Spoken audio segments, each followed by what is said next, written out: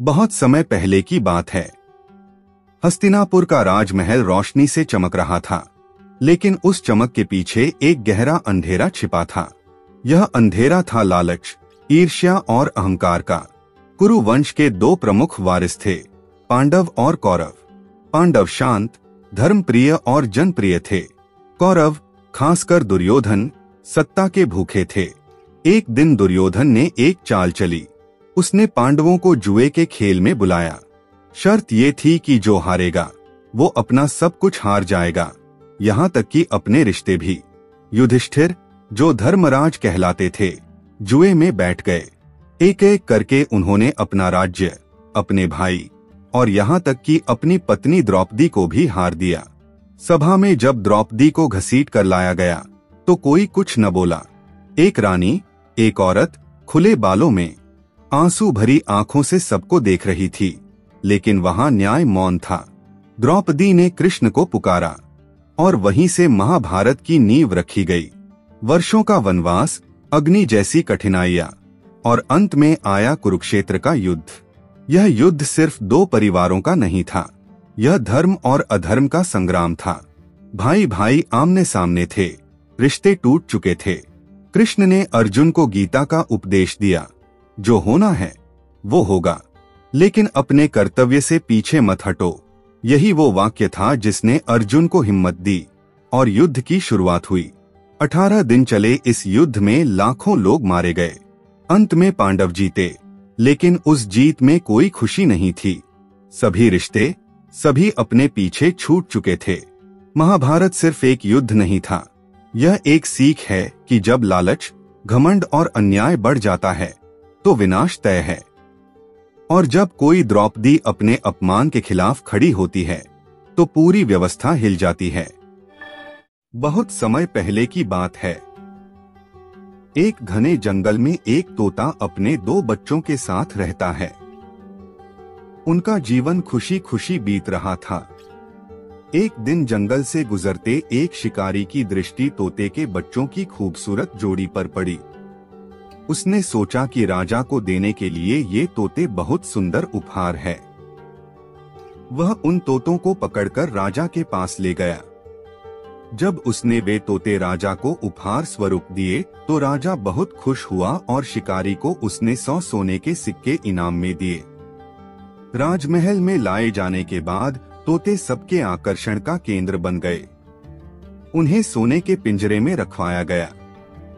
हर समय सेवक उनके आगे पीछे दौड़ते रहते। नाना प्रकार के ताजे फल उन्हें खिलाए जाते। राजा उनसे बहुत प्रेम करता था। राजकुमार भी सुबह शाम उनके पास आकर खेला करता था। ऐसा जीवन पाकर दोनों तोते बहुत खुश थे।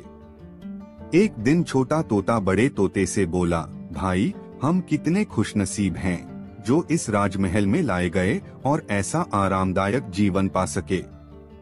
यहाँ हर कोई हमसे कितना प्यार करता है, हमारा कितना ख्याल रखता है। हाँ भाई, यहाँ हमारी जरूरत की हर चीज बिना मेहनत के हमें मिल जाती है। हमारा जीवन पहले से अधिक आरामदायक हो गया है। सबसे अच्छी बात यह है कि यहाँ हमें हर किसी से प्रेम मिलता है। तोते को राजमहल का आनंदपूर्ण जीवन बहुत रास आ रहा था, लेकिन एक दिन सब बदल गया। वह शिकारी जिसने राजा को उपहार में तोते दिए थे, राजदरबार में फिर से आया। इस बार उसने एक काला बंदर राजा को उपहार में दिया। अब काला बंदर राजमहल में सबके आकर्षण का केंद्र था। सारे सेवक उसकी देखरेख में लग गए। उसके खाने पीने का विशेष ख्याल रखा जाने लगा। तोतों के प्रति सबने ध्यान देना बंद कर दिया। यहाँ तक कि राजकुमार भी अब तोतों के स्थान पर बंदर के साथ खेलने लगा। यह देखकर छोटा तोता बहुत दुखी था। वह बड़े तोते से बोला, भाई, इस काले बंदर ने हमारी सारी खुशियां छीन ली है। इसके कारण अब हमारी ओर कोई ध्यान ही नहीं देता। बड़ा तोता बोला, कुछ भी स्थायी नहीं रहता मेरे भाई। वक्त बदलते देर नहीं लगती। कुछ दिन बीते। बंदर था तो शरारती, एक दिन उसने महल में बहुत उत्पात मचाया, सेवकों को बहुत तंग किया।